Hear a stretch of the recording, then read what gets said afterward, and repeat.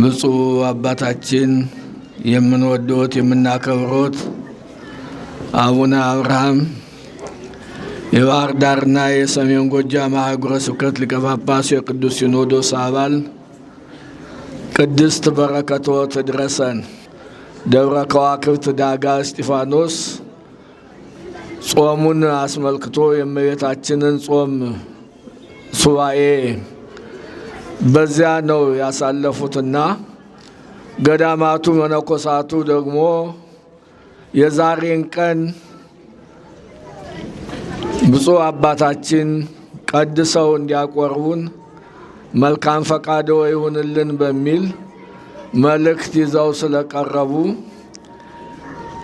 የአባቶች አገልግሎት በየሄዱበትም ስለሆነ እንግዲህ እንደ እግዚአብሔር ፈቃድ እግዚአብሔር ሲፈቅድ ልንገናኝ እንችላለን። የዛሬ ግን ባሰቡት ወደ አባቶች ጥያቄ የተመለሱ ስለሆነ ምእመናኑን በዚህ የተሰበሰቡትን ካህናት፣ መምህራን፣ ሊቃውንት እንኳን አደረሳችሁ ብለው መልእክት ያስተላልፉልኝ ስላሉ ብፁዕ አባታችን ረጅም ዕድሜ ከጤና ጋር እንዲሰጥልን ሁላችሁም እልል ብላችሁ ተቀበሉልን። እንግዲህ አባቶች እንደዚህ ታላላቅ የሆኑ በዓላት አጽዋማት ሲሆኑ ስለ ሀገር፣ ስለ ወገን፣ ስለ ሰላም ያጣነውን ሁሉ ከእግዚአብሔር ለማስገኘት የግድ ጾም ሱባኤ ስለሚያስፈልግ እስመ ጸሎተ ጻድቅ ይሰምዕ እግዚአብሔር ነውና የቅዱሳኑን የወዳጆቹን የታላላቆቹን አባቶቻችንን ጸሎት እግዚአብሔር ይሰማልና ያንን ለመፈጸም ከአባቶቻቸው የተማሩትን በገዳም ውስጥ የሚገኘውን በረከትን በማሰብ ለዚች ለሀገራችን ለሕዝባችን የሚጠቅም ምሕረትና ቸርነት ከእግዚአብሔር ለማግኘት ነው ብፁዕ አባታችን ወደዚያ የሄዱት። እንግዲህ እግዚአብሔር አምላክ ጸሎታቸውን ሰምቶ ልመናቸውንም ተቀብሎ ለሀገራችን ለኢትዮጵያና ለሕዝቦቿ ሰላምን፣ ፍቅርን፣ አንድነትን እንዲሰጥልን መልካም ፈቃዱ ይሁንልን።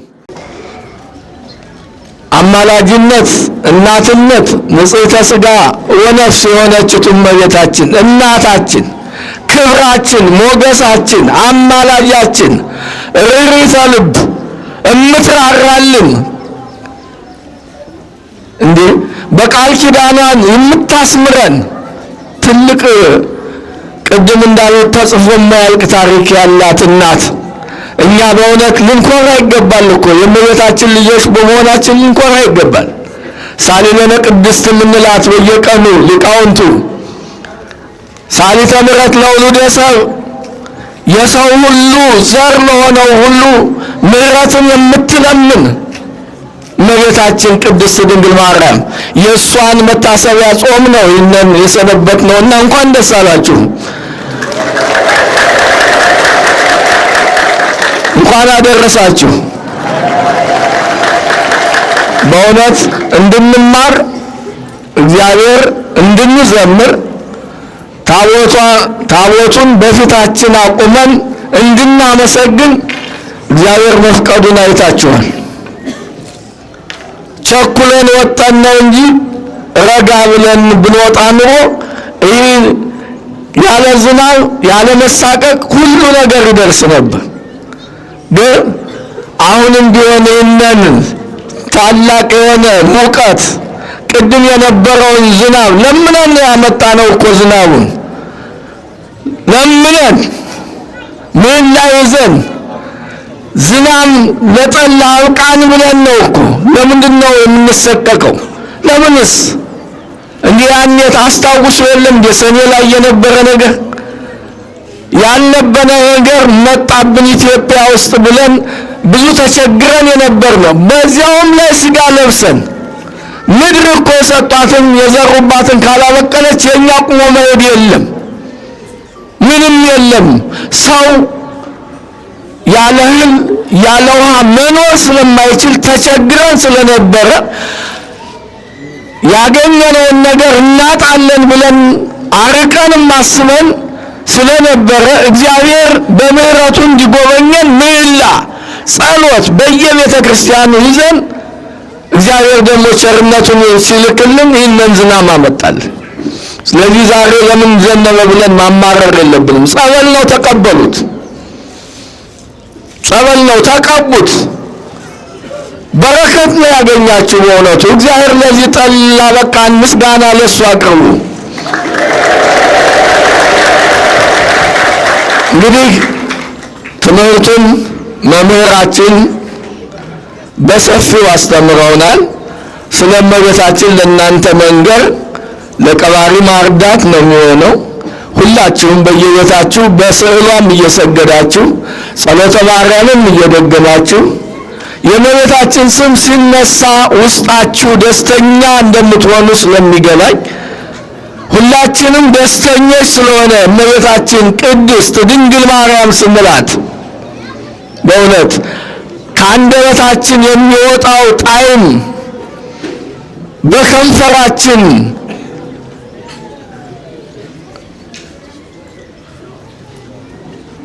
ስንለምናት በአይምሯችን ስናስባት እመቤታችን ናት የዚህ ዓለም አማላጅና ለዚህ ነው መምህራችን ሰፋ አድርገው ከየት እንደመጣች ወዴት እንደደረሰች ዛሬም እንዴት እንደተጾመ ዛሬ እንዴት ደግሞ በዓሉ እንደተከበረ በደንብ አስተምረውናል። ቃለ ሕይወት ያሰማልን መምህራችን መንግሥተ ሰማያትን ያወርስልን። ከዚህ በኋላ እንግዲህ እኔ ብዙ ልላችሁ አልችልም። ትልቁ ነገር እግዚአብሔር ፈቅዶ ዛሬ በዚህ አደባባይ ተገኝተን የእመቤታችንን በዓል ማክበራችን በራሱ ትልቅ ነገር ነው፣ ትልቅ ነገር ነው እና አንዳንድ ጊዜ ማሳሰቢያ ልስጣችሁ እንደ አባትነት። አሁን ቤተ ክርስቲያን ስንመጣ ማንን ልናናግር ነው? ለማን ጸሎት ልናቀርብ ነው የመጣ ነው? ለእግዚአብሔር። እግዚአብሔር ጋር እየተገናኘን በዓይናችን ባናየውም በውስጣችን አለ። ልመናችንን የሚሰማ ነው። ማነጋገር ያለብን እግዚአብሔርን ነው። መለመን ያለብን እመቤታችንን ነው እና አንዳንድ ጊዜ ቤተ ክርስቲያን ስንመጣ ጥንቃቄ ልናደርግ ይገባል። የምንመጣው የመጣንበት ዓላማ እግዚአብሔርን ለመለመን ነው። ልንጸድቅ፣ ከኃጢአታችን ልንነጻ፣ የሰራነውን ኃጢአት ለእግዚአብሔር ነግረን እግዚአብሔር ደግሞ መስተስረይ ኃጢአት ስለሆነ ኃጢአታችንን እንዲያስተሰርይልን በአንቃይዶ ሕሊና ልንለምነው ነው የመጣ ነው። ቤተ ክርስቲያን ከገባን በኋላ ሌላ ወሬ አያስፈልግም። አሁን አንዳንድ በጣም የተቸገር ነው። በኪሳችን የምንይዘው ነገር ያስቸግረናል። በእውነት ድምፁን አጥፍታችሁ ድምፁን አስታግሳችሁ መልእክት እንዲያቆይ አድርጋችሁ ያዙት። መልእክት እንዲያቆይ አድርጋችሁ ከዚያ ውጭ ግን እግዚአብሔርን እያነጋገራችሁ መንደር ላይ ጥለነው የመጣነውን ነገር ሄለው ሄለው ሄለው ካልነው የዚህ አጠገብ ያለው ሰውም ፈተና ነው። ምን ሆነ ፈተና ደግሞ ምን አለስ እንዲያው ሰው እኮ በልብሱም ሸሸግ ብሎ አስቸኳይ ነገር ከሆነ ወንድሜ ቤተ ክርስቲያን ውስጥ ነኝ ያለው ብሎ እኮ መልእክት ማስተላለፍ ይቻላል። ልክ ጥሪ የሚመስል ነገር ነው የምትሰሙት ከሁሉም ሰው። ይህንን ቤተ ክርስቲያኑ ስንመጣ ባንለምደው እግዚአብሔርን ለማነጋገር ነውና የመጣ ነው። እግዚአብሔር ጋር እየተነጋገርን ሌላ የዓለም ሰው ሊያነጋግረን አይገባም። በመካከሉም ሳንካ ሊገባብን አይገባም። ይህ አለመታደል ነው በእውነቱ። እናም ብፁዕ አባታችን አቡነ አብርሃም ይህንን መልእክት አስተላልፉ በየቤተ ክርስቲያኑ። ሰው ዓለሙ የደረሰበትን ደርሰናል፣ ግን ወደዚህ ስንመጣ እግዚአብሔር ጋር ልንገናኝ፣ ለእግዚአብሔር ጸሎት ልናቀርብ፣ ጎረቤት የማያውቀውን ቤተሰብ ያልተረዳውን ነገር ለእግዚአብሔር ልንነግር፣ ለእመቤታችን ቅድስት ድንግል ማርያም ምጽንታ ልናቀርብ ወደዚህ ከመጣነ በኋላ ሌላ ውስጥ መግባት ተገቢ አይደለምና ያ ደግሞ አቆየው መልእክቱን ብለን ብንለው ያቆየዋል። ስንወጣ እናገኘዋለን። ጊዜ አለን፣ ሰፊ ጊዜ አለን። እችን ጥቂቷን ጊዜ ግን ለእግዚአብሔር እንስጣት። ከመጣነ በኋላ ማለት ነው። ከመጣነ በኋላ ለእግዚአብሔር ጊዜ እንስጠው። የመጣነ ለዚህ አይደለም፣ ለሌላ እኮ አይደለም። ለዚህ አደራ ለማለት ፈልጌ ነው። ወንድሞቻችሁንም ምከሯቸው። አስቸኳይ ነገርም እንኳን ከሆነ ቀስ ብሎ እንዳው ለስ ብሎ ወንድሜ እንዲህ ነው ብሎ መልስ ግብረ መልስ መስጠት ጥሩ ነው የሚሆነውና አደራ ለማለት ፈልጌ ነው። እግዚአብሔር አምላክ በዓሉን የሰላም የክብር በዓል ያድርግልን።